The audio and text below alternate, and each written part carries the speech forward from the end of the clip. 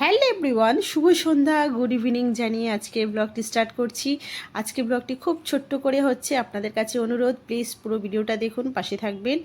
আর এই যে সমস্ত ডাব্বা নিয়ে চলে এসেছি, আজকে একটু পরিষ্কার করব। তো সবাই কেমন আছেন? আশা রাখছি সবাই ভালো আছেন, সুস্থ আছেন। আমরাও আপনাদের ভালোবাসাতে ভালো আছি। তো চলুন কিছুক্ষণের জন্য একটু আমার সাথে থাকুন, এটুকুই অনুরোধ জানাই। আর এই যে সমস্ত কিছু নিয়ে আসা হয়েছিল, দারচিনি, শুকনো লঙ্কা, বিস্কুট, চানাচুর, ডাল, এই সমস্ত কিছু বয়ামেতে ভরে রাখছি।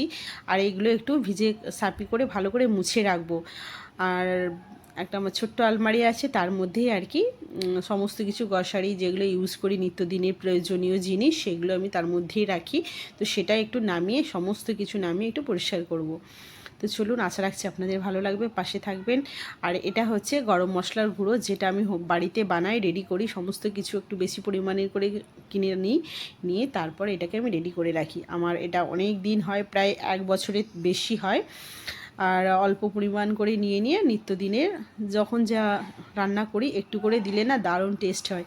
তো আপনারা চাইলে এভাবে বানিয়ে রাখতে পারেন, খুব সঞ্চয় হয় আর কি। তো যাই হোক, আর আমাদের এই যে যত আমরা পরিষ্কার পরিচ্ছন্ন রাখবো, ততই নিজেদের জন্য ভালো, ইউজ করতে ভালো, দেখতেও ভালো লাগে। আর তাই জন্য আমি একটু আমার পরিষ্কারই আমি সবসময় রাখি। তবুও আর কি যখন কিছু শেষ হয়ে যায়, আবার যখন নতুন প্যাকেট কেটে আমি ভরি, তখন আবার ভিজিয়ে সাপি করে মুছে রাখি, যাতে কোনো রকম মানে বাচ্চা থাকে। তো যতটা পারি আর কি একটু পরিষ্কার পরিচ্ছন্ন রাখতে, সেটাই।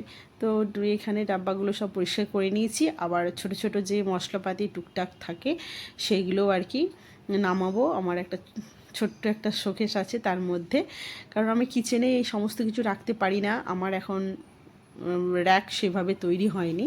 তাই জন্য এই ছোট্ট আলমারিটার মধ্যেই আমি সমস্ত কিছু রাখি।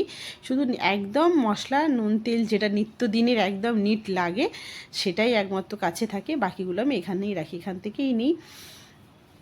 আজকে ভিডিওটা একদম ছোট, প্লিজ আপনারা পাশে থাকবেন। আর কেমন হয়েছে সেটাও জানাবেন। এই যে সমস্ত কিছু নামিয়ে নিচ্ছি। এই যে এখানে না নিউজ পেপারগুলো একটু নোংরা হয়ে গেছিলো, তাই জন্য চেঞ্জ করেছি, দিয়ে একটু কালার পেপার নিয়ে এসেছি, সেটাই আর কি দিয়ে ভালো করে সুন্দর করে সাজিয়ে রাখবো, যাতে দেখতে ভালো লাগে। এই যে এরকমভাবে সাজিয়ে রেখেছি, দেখুন তো কেমন লাগে, একটু অবশ্যই জানাবেন। আজকে একদম ছোট্ট করে ব্লগটা করছি, একদম সময় ছিল না। আর আজকে বানালাম ওই আলমারি গোছানোর পরে বানালাম ডিম ভাজা করে আলু দিয়ে একটা তরকারি আর ভাত। চলুন, এটুকুই ভিডিওটা ছিল। সবাই ভালো থাকবেন, সুস্থ থাকবেন, আবার দেখাবেন নতুন একটি ভিডিওতে। আর সাথে লেবু, এই দিয়ে আজকে ডিনারটা সারা হবে। কাজের শেষে খাওয়া হচ্ছে। তো চলুন, শুভরাত্রি, গুড নাইট, টাটা।